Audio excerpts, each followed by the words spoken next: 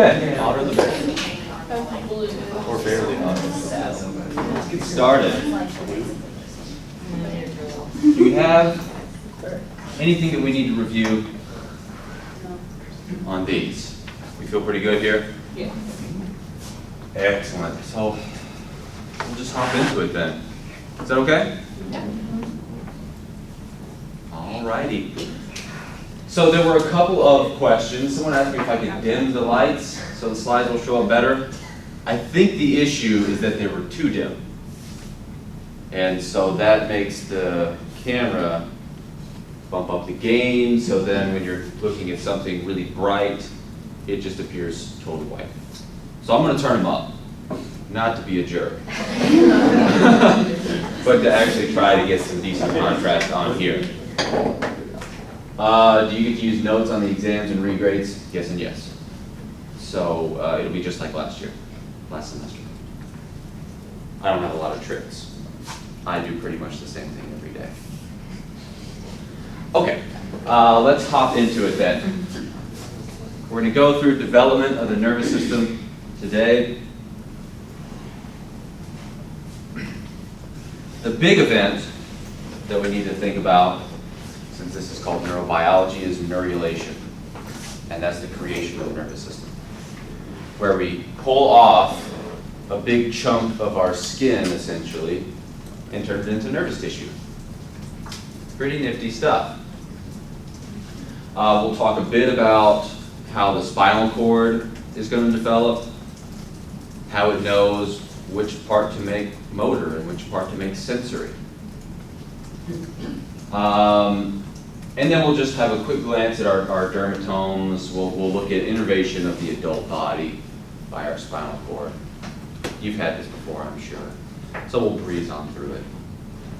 So the first event that we're talking about here is the creation of the nervous system, neurulation, where we're going to go from a 3-layered disc into a tube with a tube inside of it and another tube sitting below it. We are just a big tube.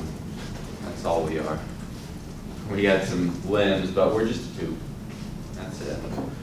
The way that we turn into a tube is through neurulation. So here, if you're following along at home, you can see the formation of this primitive streak.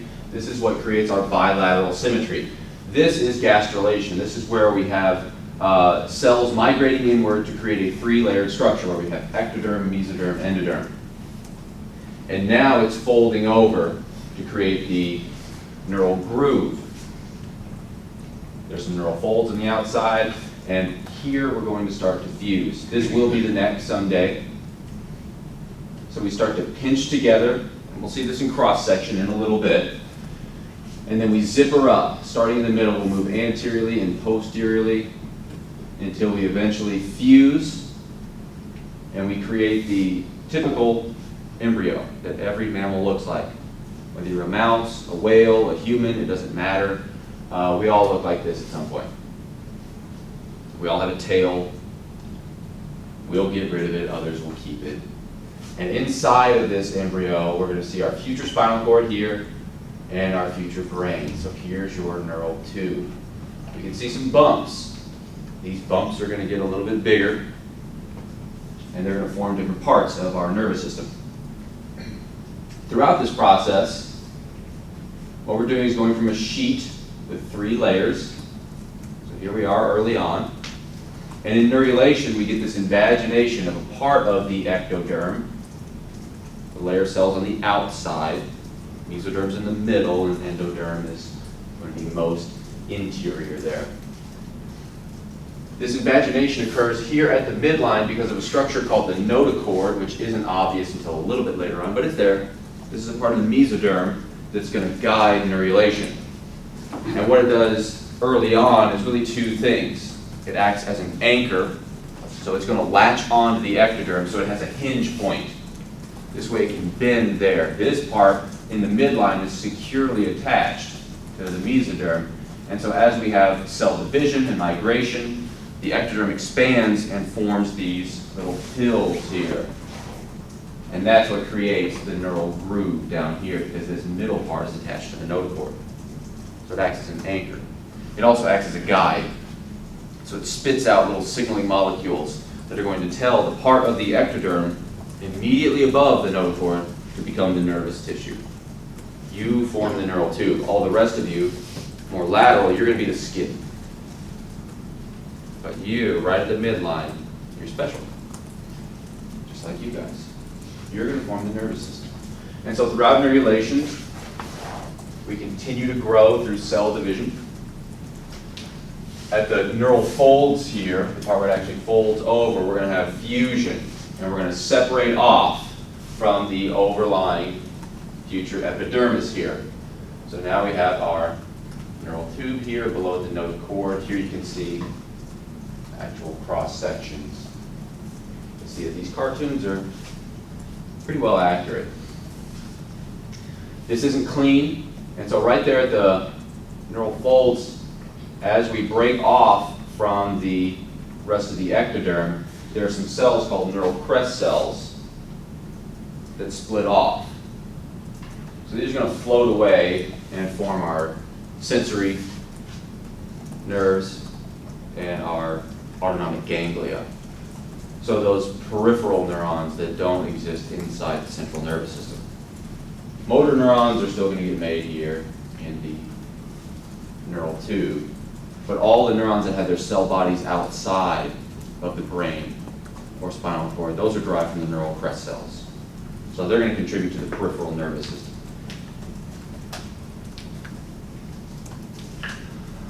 Once we've separated off, we'll continue to divide. We're going to continue to go through rounds of cell division. That's how we all grow. And that's how our brain is going to grow as well. Early on, we see three primary swellings here. So there's the forebrain, prosencephalon, the midbrain, mesencephalon, and then the rhombencephalon is the hindbrain, blue, purple, green. These two here, the forebrain and hindbrain, are going to continue to divide a little bit further, so we get these 5 primitive swellings a few weeks later. So now we have a telencephalon, which is going to expand dramatically in humans. This is going to create our cerebrum, so that cortex that's far more pronounced in humans than any other animal.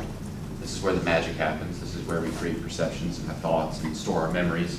That's why we're so smart, because of the continued expansion of the telencephalon. So this is going to outgrow the diencephalon, the other half of the prosencephalon. The diencephalon is just going to form the thalamus. And you'll notice that our midbrain starts to bend. And this is why dorsal and ventral becomes confusing.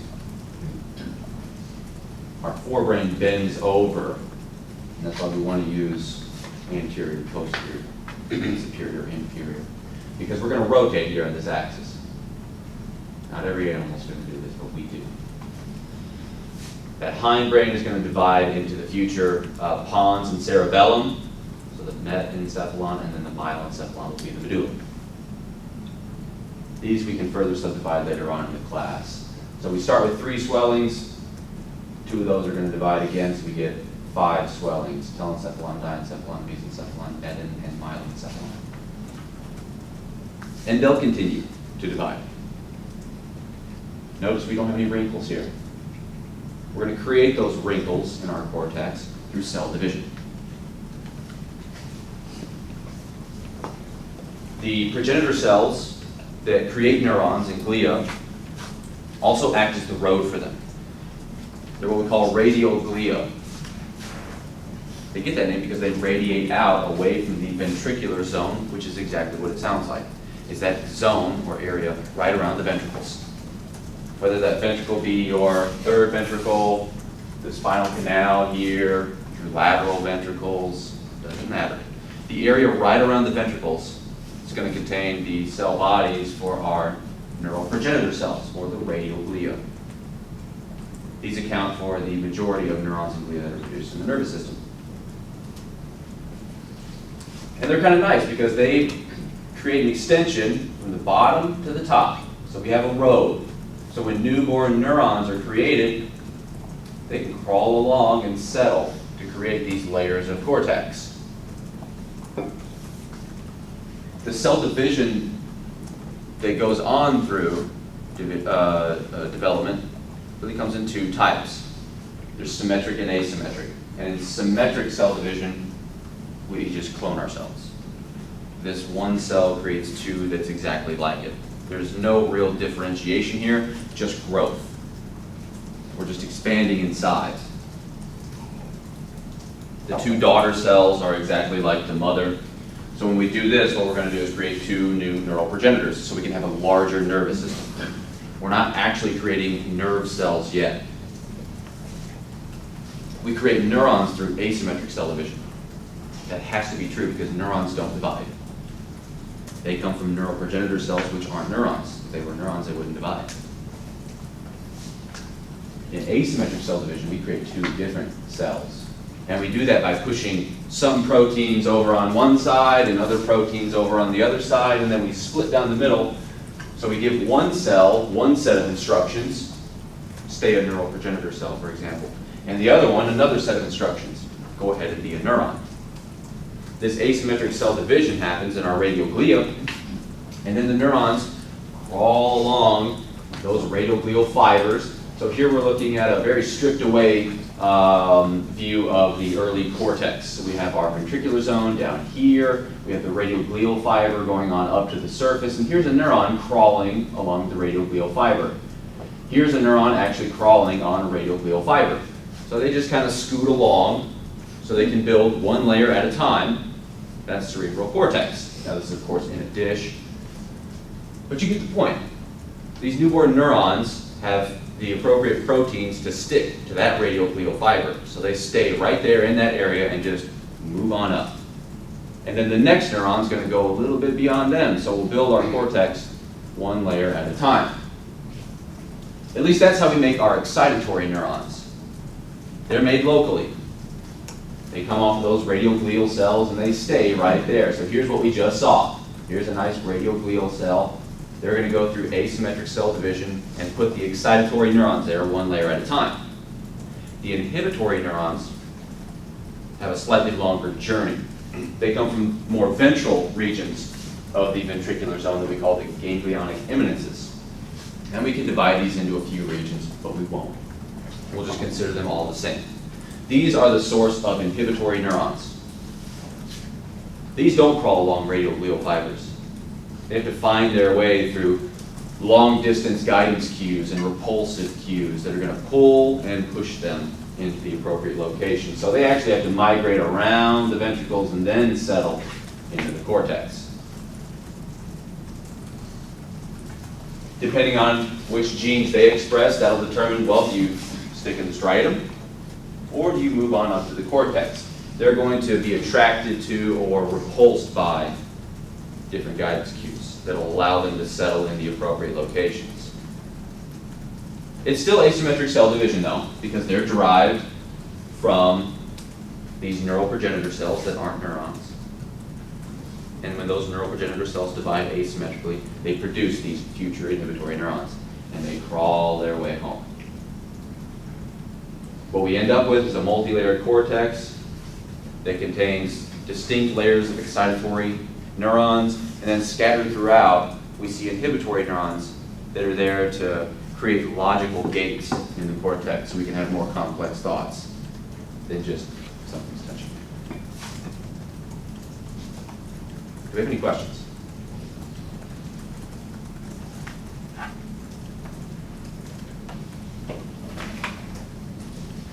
Okay, well I do, so take a moment, talk about these. So, what goes on in neurulation? Courtney. And then tell me about the notochord while you're walking me through that. All right. So it starts with the neural plate, and then, well, I guess the dorsal ectoderm becomes a neural plate, and then that folds in, makes the neural folds, and then it becomes a neural tube. And once that closes off, then neurulation is complete. Excellent. And the notochord kind of I don't want to say stimulate, but kind of gives it the information to do what it's supposed to do. Does it do anything else? Yeah. I don't remember. What else does the notochord do besides send out diffusible factors to say, become nervous tissue? Does it do anything else? Anchor. It's the anchor, yeah. So it creates the hinge point around which we bend when we're making that neural groove. And when we break off, is that process clean? What do we make when we break off? What are those? Neural crest cells, yeah. Excellent. Okay, after we've gone through neurulation, we're going to have a few swellings. Starts out at 3, later it becomes 5. I would like to hear about those 5. Elle, can you tell me their names and what they will make for us? Yes. All right, so start with the proencephalon, which is part of the forebrain, and then that divides into the telencephalon, which is like the cerebrum or cortex, and diencephalon, which is like the thalamus, hypothalamus. And then the next section is like the metencephalon, which is midbrain, which is the point of flexion. And then third section is the rhombencephalon, which is the hindbrain, which breaks down into the metencephalon, which is pons and medulla, and then the myelencephalon, which is medulla oblongata. Fantastic. I think midbrain would be mesencephalon. I think maybe you threw a T in there. Probably. But you get the point, just so we're all on the same page. But that's it, yeah. We'll break those down further later on. That's enough for now. Let's talk about cell division. This is important. It's how we grow. It's how we heal our wounds. It's also how we create unique cells. This is a part of differentiation. Kayla, can you tell me about symmetric and asymmetric cell division? So symmetric, it's what it sounds like. So it's more so like the larger nervous system, which asymmetric is like the neurons and glia. So all the proteins will get one side and then split, and then they'll give instructions on what each one is doing. Okay, fantastic. So in symmetric cell division, we create 2 clones. Yes. Because we cut it, everything's the same. In asymmetric, it's not. Yes, correct. We created some asymmetry before division. Fantastic. Okay, any questions on this before we move ahead? Nope. Good, all right. Well, let's talk a bit about the spinal cord and how this develops. We got to come back to the notochord. This is still working for us. It's still spitting out diffusible factors that are going to stimulate different developmental pathways. Do you become a motor neuron or a sensory neuron? Well, that depends. Where are you? If you're in more ventral regions or anterior, that works too. If you're in the floor plate, because it's down, it's closer to the floor, you're going to be a motor neuron. And the reason that you're going to be a motor neuron is that you're close to the notochord. And the notochord is going to tell you, be a motor neuron. Early on, all it's saying is, be a nervous system. That's about it. But later on, it refines that message. Be the motor component of the nervous system. And it uses very similar molecules for this, but the future nerve cells just respond a bit differently. This here is not to tell us to be quiet. This is sonic hedgehog. That's the name of this protein here. I know, right? Hedgehog is the family. Yeah, true. It is. Hedgehog is the family of developmental proteins that are going to guide differentiation of cells. And some joker named this one Sonic Hedgehog. What are you going to do? There are others. WIMPs, bone morphogenic proteins. There's a variety of these guidance cues. And we're going to make different ones down below and up top. And so that's going to guide differentiation toward being a motor neuron or being a sensory relay neuron. It just depends. What's your exposure to bone morphogenic protein versus sonic hedgehog? Are you getting about an equal dose of them? Well, you know you're somewhere in the middle, and you're probably just a local circuit interneuron. Nothing wrong with that, but you're not a motor neuron, and you're not a sensory relay. So this is how neurons know where they are. they get these gradients of diffusible proteins that are going to be secreted from more ventral and dorsal regions of the nervous system. And this allows us to create that dorsal ventral axis. There's the same thing going on for the anterior and posterior axis. How does the part of the neural tube that's going to be the brain know to be the brain and not a part of the spinal cord? Well, it has to do with diffusible factors that tell it you're in the front, so you be the brain. We won't get into those. We can if you'd like. Come on by my office. But the notochord still works throughout development to help establish that dorsal ventral axis.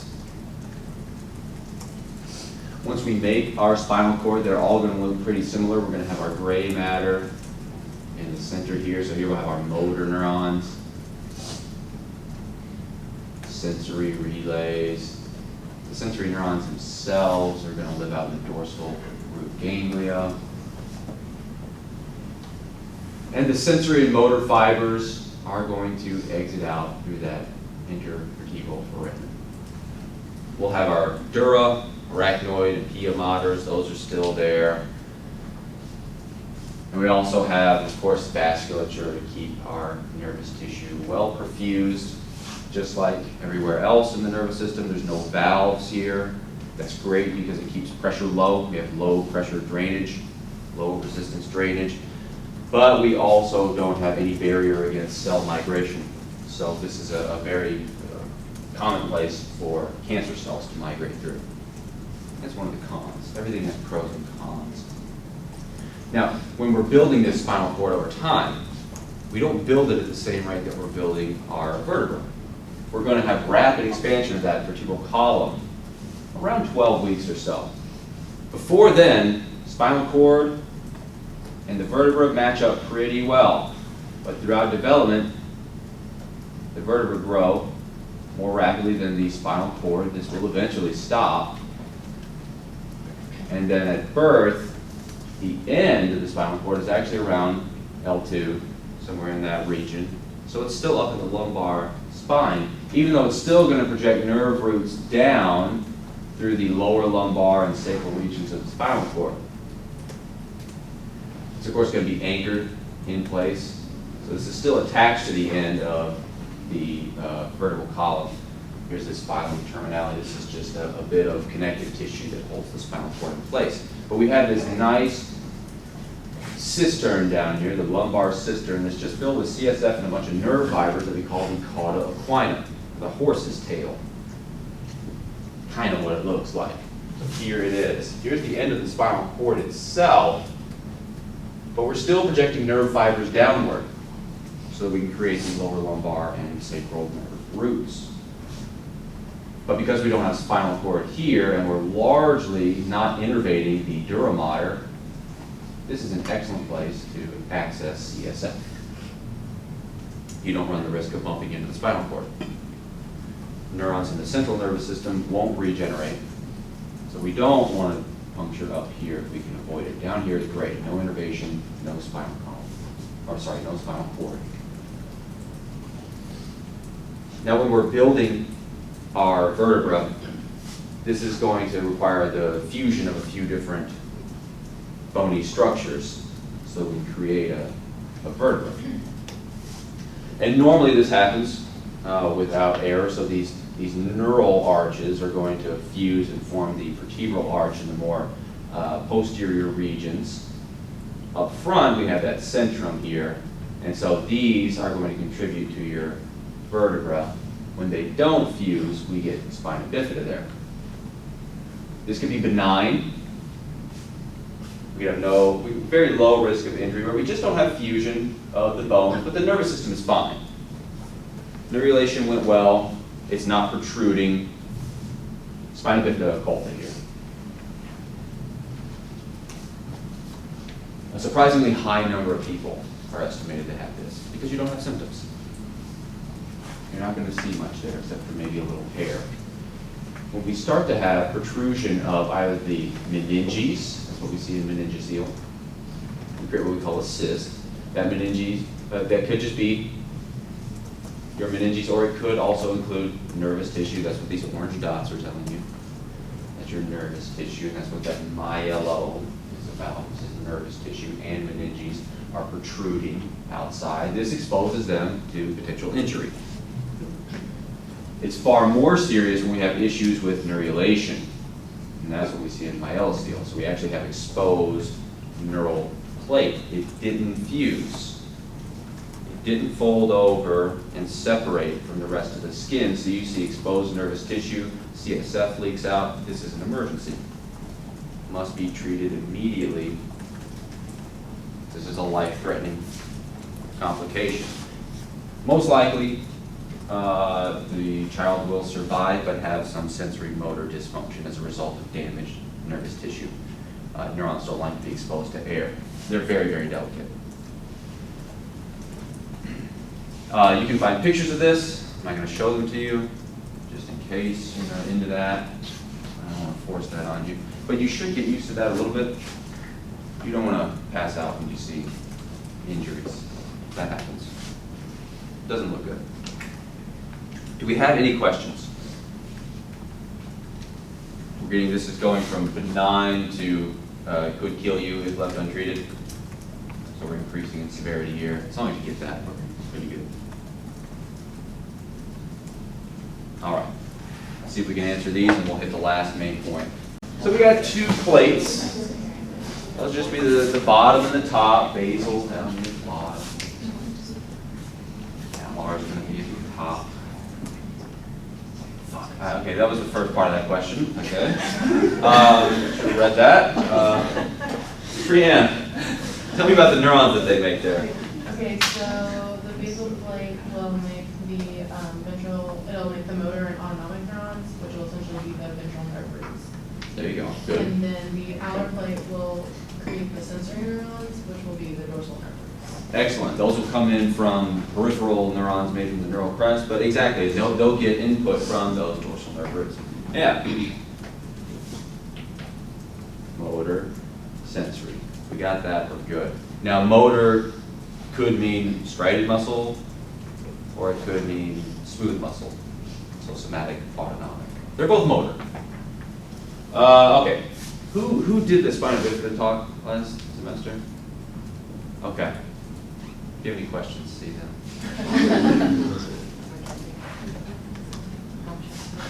I'm kidding. Ashley, let's go through the different types of spinal bifida. Okay. So, occulta means that the meninges and the cord are still intact. I can't even pronounce these words. Meningocele is the meninges are true, but the cord is intact. And the myelomeningocele means that the meninges and the cord protrude out from the spinal cord. And then the myelocele, the neural folds remain open and CSF escapes. Which one of those is the worst? The last one. Okay, great. Even though it doesn't have the greatest number of syllables. Yeah. So it doesn't involve the meninges because we didn't close our neural tube. We really have meninges surrounding them to protrude. Any questions here? Okay. We'll run through our dermatomes a little bit, and then we'll call it class. So you've seen these before. Depending on the location in the spinal cord, that's going to correspond to your location in the body that you're innervating. Either you're providing motor output to the musculature in that general region, or you're receiving sensory input from that region. It's a little cleaner for the dermatomes in terms of this superior to inferior divisions, where cervical regions serve higher portions of the body, and the lower, more sacral portions are going to serve lower portions of the body. It kind of wraps around and comes back up to serve the genitals and butt near the most sacral regions. So you can see these dermatomes here, and I hope they can in the recording as well. You can also see them in cases of shingles. So here we have probably around a T5 infection here. What we're looking at are just blisters that form because of reactivation of the virus. So viral infection of sensory neurons is going to lead to shingles. So this virus will lay dormant in the dorsal root ganglia until there's some stressor, whether that be illness, actual stress, or aging. That's not easy either. That can reactivate the virus. And you'll get these outbreaks here, just along that dermatome. There's a little spreading back and forth because these dermatomes aren't as clean as this cartoon suggests. There's a little overlap for good reason. Why does that make sense that we have overlap in our dermatomes? So what do you mean by that? Injury or something happens to go on. Yeah. We always have to account for injury. That's always a possibility. And so if you have no overlap at all, then you'll have a band of skin that has absolutely no sensation. Because we have some overlap, there's a much smaller area where we lose sensation if we have damage to that nerve root, for example. So you always want some overlap. That's the logic of the nervous system. Make too much. Create an excess so that when times get tough, we're okay. We got it covered. Now, the innervation by the motor neurons is slightly more complicated because of this overlap. Multiple nerves can hit a muscle. One nerve can hit more than one muscle, at least when we're talking about roots. So it's not as clean of a division as the dermatomes. One nerve root can act on multiple joints, but there's this general division where cervical regions serve higher and the lumbar regions serve lower. So that makes good sense. The devil's in the details here. Which peripheral nerve are we talking about? That's when it starts to make more sense. But I'm not going to talk about that. You guys are going to talk about that later on. But these different nerve roots are going to intermix to create our different peripheral nerves that then innervate more specific targets. And then it makes a bit more sense when you think about these movements.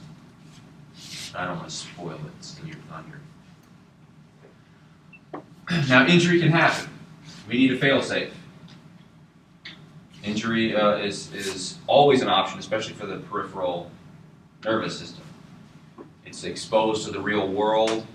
These nerves have to pass through fine openings, like the intervertebral foramen here, or maybe out there in your carpal tunnel.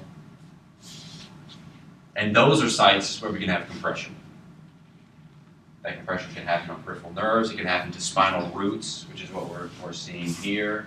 If there's inflammation, if there's autoimmune targeting of the bone that then leads to swelling, if there's just bony outgrowth, if there's tumor growth, there are many ways to compress this little tiny space and damage the nerve. We can also have slippage of our discs. That can then stimulate meningeal branches of these peripheral nerves, which we don't see here or in many of the cartoons. But there's a little offshoot that comes back here and innervates the ligaments between the vertebrae. And so when those get inflamed or compressed, you get back pain. Those meningeal offshoots create pain. They're little tiny fibers. And inflammation, of course, creates pain because the pain-sensing fibers are tuned to the pro-inflammatory cytokines and the acidification that occurs. And when we have compression, the same thing happens that happened last semester. First, you're going to have loss of the myelinating glia. That's not so bad because glia can divide, they can create more of themselves, they'll regrow. We might have loss of axons. That's a little worse. If we have continued compression, well, we can have loss of the neuron, and that's when things get bad. What you'll see, pain is always an option. Of course, anytime there's injury, there's going to be pain. Anytime there's inflammation, there's going to be pain.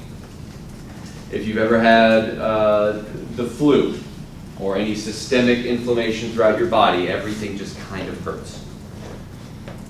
Pain's always an option. As we have loss of myelin, we can start to see sensory and motor dysfunction. So, of course, there could be pain because of inflammation. You could also have weakness, some temporary paralysis, for example. That could occur in more extreme cases. But you can get motor symptoms like weakness. You can have sensory symptoms. When there isn't proper input, we might feel some numbness because we can't actually sense what's going on in that region of our body anymore. You might feel a little bit of tingling. So there could be motor problems, there could be sensory problems. When we have compression at the root, we should expect both, for sure. When we have damage to the spinal cord, then we can start to distinguish those. But any peripheral damage is likely to include both elements because these fibers are intermixed once we exit the spinal cord. So you shouldn't expect to see only weakness without any sort of sensory disturbance if you have peripheral nerve damage. That can only occur because of central damage. That's where we pull these two apart and separate motor into the ventral regions and sensory into the dorsal, and we keep them separate as they move on up to the cortex. So it's possible to tease those apart. Out there in the periphery, impossible. You're going to see motor and sensory disturbances. Okay. Any questions? Okay, good. We're going to have to hurry so I don't have another problem. All right. Let's talk about these and then that's it. What is a dermatome? Did I already call Lauren? No? Okay, good. Lauren, what is a dermatome? So it's the sensory distribution of the spinal nerves, and it's a strip. Okay, great. Yeah, little strips of skin. Okay, great. And, oh, they overlap. Okay, cool. So you see, tell me about the organization of it, like from here to here. Well, I guess here. How does that go in my spinal cord from my head down to my tail? So the cervical nerves innervate the arms and hands, the thoracic innervates the trunk, lumbar, lower back and legs, sacral is genital, buttocks, legs and feet, and Okay, so top to bottom, yeah. just like in the spinal cord. And somewhat nice organization. It's not totally clean, like you said. How about the musculature? We have nice little bands as well that we follow? No. Okay, a little more chaotic. As long as we got that, then we're pretty cool. Because we're organizing around movements as opposed to just space on the body. Motor neurons are about moving us. Sensory neurons want to know what's going on in the body. And so they need to be organized so they can make sense of what's going on. They can create spatial relationships because they continue those. Okay, what the heck is a pinched nerve? I've heard of these, I've had them. And then what did it feel like? Britta. So it's just like compression due to inflammation. And if you have it on the nerve root, it would be both motor and sensory. Great. Because that's where they combine. Yeah, it's going to radiate outward. You're going to have a pretty large part of the body affected. And what might that feel like to have a pinched nerve? Painful? Yeah, it's probably some pain. Yeah. That sounds pretty good. Anything else we might expect? Any other symptoms? You might like lose feeling for a little bit. Great, yeah, a little motor weakness, yeah. Fantastic. Do we have any questions for me? Can you believe we're going to end early? Well, believe it.